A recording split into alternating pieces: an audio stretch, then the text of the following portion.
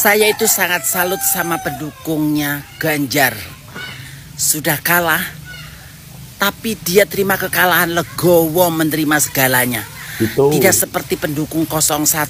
Gimana, Pak? Sudah kalah, tidak terima kekalahan. Wah, ya itu. Malah masih teriak-teriak. Anies lah presidenku, Anies presidenku, Anies menang, Anies menang. Kan stres. Stresnya nggak ada obatnya sama sekali. Ya kan? Pendukung 01 itu stres. Pak Anies dan Pak Ganjar menggugat kecurangan Pilpres 2024 ke Mahkamah Konstitusi. Katanya Mas Gibran tidak layak menjadi cawapres karena umurnya masih di bawah 40 tahun. Kenapa tidak protes sebelum Pilpres atuh Bapak? Kenapa?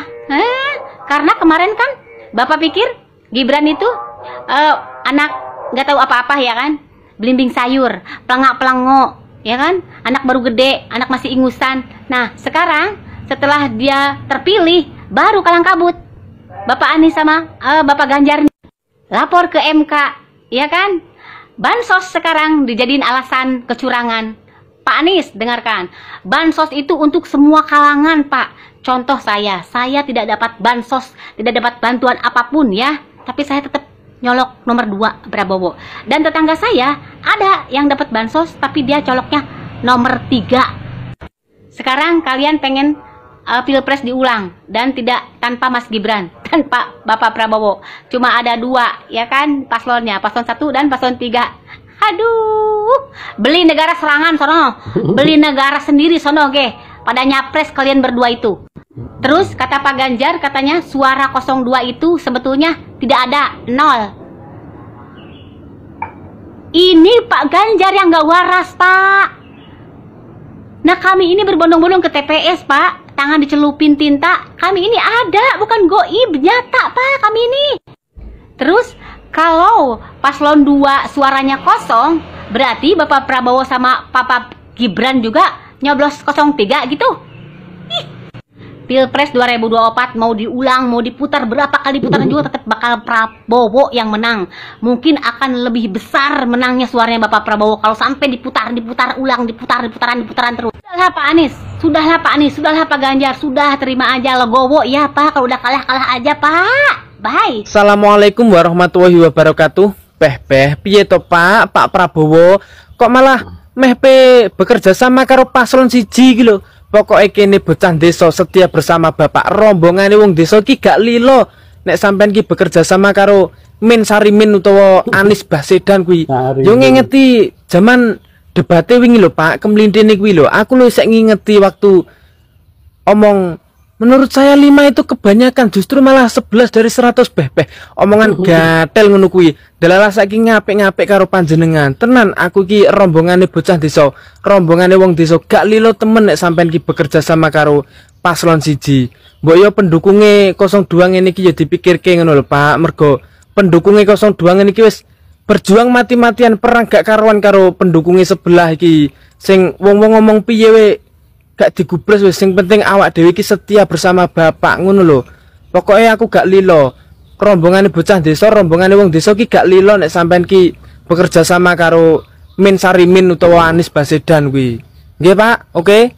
Semoga-moga tak dongake muga-muga bapak ki panjang umur, diberi umur yang panjang, sehat selalu, dan semoga Indonesia di tangan bapak ini semakin jaya, semakin maju. Oke?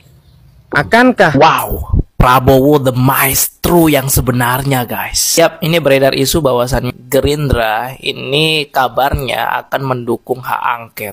Wah, jika itu benar maka kepemimpinan Pak Jokowi beserta isu yang selama ini beredar terkait dengan dinasti politik Jokowi akan segera selesai di era Prabowo. Dan kemungkinan jika memang Gerindra itu nanti akan mendukung hak angket, ini peta politik akan berubah. Yang mana kemungkinan besar penggagalan dari pencalonan Gibran sebagai cawapres itu akan semakin potensial. Waduh, sepertinya Prabowo memainkan gerak catur politiknya. Jika itu memang benar-benar terjadi, teman-teman, bukan hanya penggagalan cawapres Gibran, tapi juga berujung pada potensi pemakzulan Pak Jokowi. Nah, ini sepertinya kita akan melihat sebuah fakta politik praktis yang kalau bahasa anak-anak wibu itu plot twist banget ya. Tapi kita akan lihat bagaimana dinamika politik ke depan, yang tentunya ini masih akan ada kajian dan kalkulasi politik dari di lingkup semua parpol dengan kepentingan-kepentingannya. Tapi yang jelas isu ini sudah beredar. Di politik tidak ada yang tidak mungkin. Kalau itu terjadi, maka maestro sebenarnya adalah Prabowo Subianto. Mas Anies, ngapain sih capek-capek gugat-gugat di MK kayak gitu ya? Ini misalkan, walaupun nggak mungkin menang juga sih gue. Nggak misalkan dong, misalkan andai kata gugatannya diterima tuh, Gibran dicabut cawapresnya dan dilakukan pemilu ulang. Terus emang akan mengubah fakta bahwa Pak Prabowo tidak akan menang lagi? Pak Prabowo pasti akan menang lagi, percaya sama gue. Jadi lu percuma juga lu mendiskualifikasi Gibran, tetap aja Pak Prabowo yang menang 24%. Kira-kira itu kalau gue cosplay jadi 58% ya. Jadi gini teman-teman, 58%. Gue jelasinnya teman-teman 58%. Maksud Pak Anies itu baik loh. Pak Anies itu hanya melaporkan yang menurutnya salah. Kalau Pak Prabowo menurut dia nggak salah, nggak melakukan kecurangan, ya nggak dilaporin nih. Buat apa juga dilaporin? Jadi yang dilaporin hanya yang menurutnya salah. Dan pencalonan Gibran sebagai cawapres itu kurang. Ya lu tahu lah ya, itu udah jadi semua juga orang tahu ya. Nah, andai kata nanti Pak Prabowo menang lagi dengan cawapres yang lain, it's okay. Justru itu tujuan Pak Anies, untuk menyingkirkan sesuatu yang gak benar, sekalipun yang gak benar itu berada dalam kebenaran. Kan Rocky Gerung sering bilang, Pak Prabowo itu tubuh yang sehat. Gibran, gue boleh gak sih ngomong orangnya, Gibran itu bakterinya. Ini kata Rocky Gerung ya, bukan kata gue, silakan cari di TikTok. Ingat gak? Awas bentar gue lagi. Ya intinya supaya kita juga terlepas lah dari yang namanya keluarga Planga Plongo. Maksud gue itu Planga Plongo itu lagu ya. Planga Plongo. Keluarga itu nama circle yang menyukai lagu itu ya, ada. Jadi orang-orang yang suka sama lagu Planga Plongo itu nyebutnya keluarga Planga Plongo gitu ya. Kalaupun gak ada, ntar gue yang bikin lah ya. Berhubung ini surat terbuka untuk para pendukung Pak Prabowo, dan saya salah satunya ya Mbak ya. Mungkin kalau pertanyaan ini diberikan kepada pendukung yang lain juga reaksinya akan sama seperti saya. Saya coba kasih paham sedikit ya Mbak ya, biar ini nggak menjadi kebiasaan. Tolak ukur ibadah seseorang itu selalu dipertanyakan, ya kan, keistiqomahannya. Karena begini Mbak, ketika kita berbeda pilihan, bahkan berbeda keyakinan soal agama atau pada Tuhannya, itu tuh nggak bisa dipertanyakan ya secara umum terhadap siapapun. Karena masalah ibadah itu cukup Tuhan dan kitanya saja yang tahu seberapa istiqomah ibadah itu terhadap Tuhannya sendiri. Jadi jangan jadikan ketika kita berbeda pilihan itu sebagai tameng tolak ukur ibadah kita terhadap Tuhan itu sendiri. Ya, mohon maaf sebelumnya. Saya mau tanya, apakah ketika Anda mempertanyakan soal ibadah seseorang, keistiqomahan seseorang, Anda sudah bagus ibadahnya? Anda sudah istiqomah tentang cara Anda memuja Tuhan Anda sendiri? Anda seorang Islam kan? Seorang Muslim kan? Anda paham, Anda tahu bagaimana seorang Muslim itu ketika ibadah sama Tuhannya, bagusnya seperti apa? Apa kita harus mengumbar kepada semua orang gitu ketika kita mau melakukan sholat? Permisi Pak, Bu, para tetangga semuanya saya mau sholat. Entah itu sholat sunat, entah itu sholat wajib, tahajud dan zikir. Apakah harus seperti itu? Jangan jadikan ketika perbedaan pilihan itu, ya kan, menjadi sebuah tameng tolak ukur ibadah seseorang. Jangan membuat kegaduhan, Mbak, ya. Di luar sana udah banyak banget orang-orang yang membuat ramai tentang pemilihan presiden. Jadi tolonglah ya, bantu ya untuk mendamaikan suasana. Jangan memperkeruh suasana, Mbak. Ya, Anda sendiri aja belum bisa menutup aurat. Anda yakin ibadah Anda itu sudah bagus di mata Tuhan selain di mata manusia? Apa perlu juga saya ketika saya mau sholat tahajud, sholat zikir, saya telepon Anda dulu, WA dulu Anda gitu. Saya ini mau sholat tahajud, saya mau zikir, saya mau baca Al-Quran, saya mau puasa, saya mau istiqomahkan sholat 5 waktu saya. Mbak itu harus tahu setiap waktunya. Saya terus-terusan aja telepon Anda, WA Anda. Apa Anda nggak merasa risih? Ya, kalau setiap umat Islam ataupun di berbagai agama yang lainnya, itu tuh kalau mau ibadah laporan dulu sama Anda. Seperti itu keinginan Anda. Ya, ini kalau pertanyaan ini diberikan kepada orang yang memilih paslon yang lain juga akan reaksinya sama seperti saya.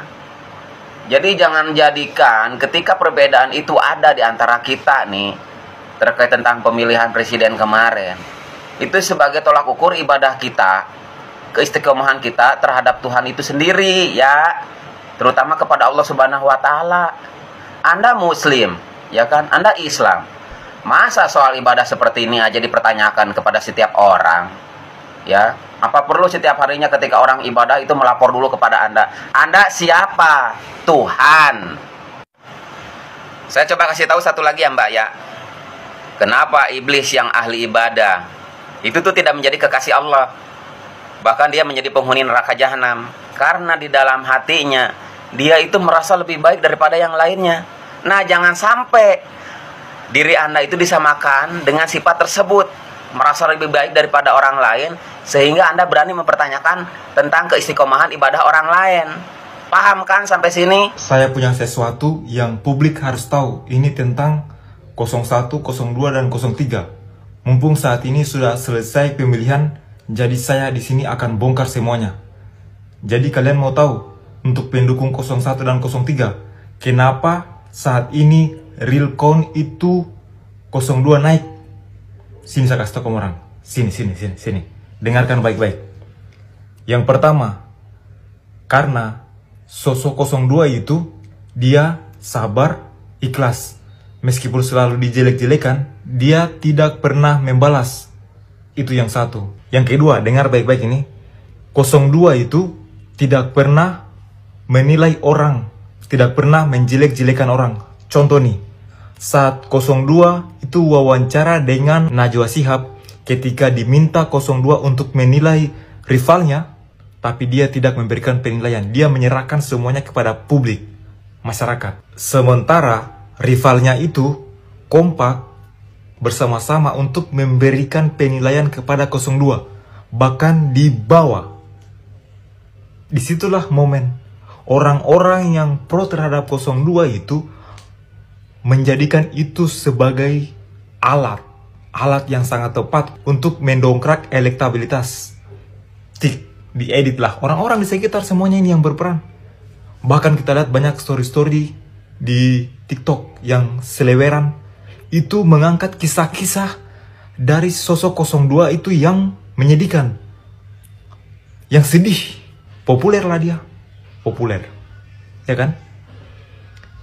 Jadi dengan mengedit video yang kemudian disebarkan ke berbagai media sosial dari sisi humanis sosok seorang 02 itu meningkatkan elektabilitas, meningkatkan popularitas 02 di masyarakat. Banyak yang melihat bahwa sosok 02 ini sabar, bahkan itu tenggelam kepintaran orang. Orang dibilang cerdas, tenggelam dengan kebaikan, kesabaran, ketabahan. Simpatisanlah di situ muncul. Untuk berikutnya, nah yang ini nih saya sangat salut sama 02 ini. Kamu mau tahu apa? Setia. Kemudian elektabilitas 02 kenapa naik? Selain sabar, banyak orang-orang di sekitar dia itu yang bisa membuat elektabilitas dia naik. Popularitas dia naik. Melalui apa? Ajudan pribadi yang banyak dikagumi oleh wanita-wanita, cewek-cewek di Indonesia sini yang ingin memiliki seorang ajudan yang ganteng, yang tampan. Nah, sementara nih untuk orang-orang yang mendukung 01 yang khusus menggunakan media sosial itu seakan-akan mereka sombong begitu. Misalnya nih contoh. Capek-capek sekolah, kok pilihnya ini capek-capek sekolah di sini, kok pilihnya ini? Itu salah. Salah, karena kenapa?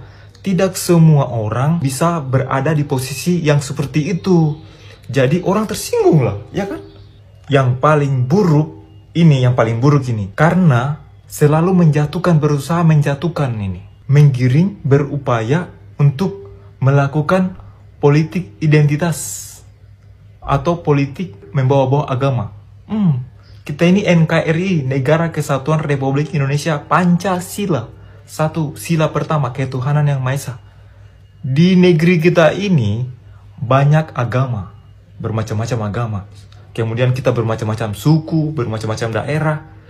Inilah kekuatan yang dibangun oleh 02 itu dirangkul semua. Berikutnya, ada lagi pendukung-pendukung 01 misalnya menyebut bahwa 01 itu adalah Imam Mahdi. Oh tidak, itu justru teknik-teknik seperti itu menurut saya, kacamata saya, itu keliru dalam ilmu komunikasi untuk menarik khalayak publik. Tidak bagus itu, tidak mantap komunikasi seperti itu. Nah, yang bermain itu kekuatan dari 02 kenapa bisa naik itu karena orang-orang di sekitarnya yang menggunakan power dari handphone. Bagaimana diedit, disitulah muncul elektabilitas sehingga saat ini puncaknya naiklah ke quick count. Bahkan kita tunggu hasilnya seperti apa dari KPU. Begitu rahasianya. Jangan kamu orang bilang-bilang sama siapa-siapa ya.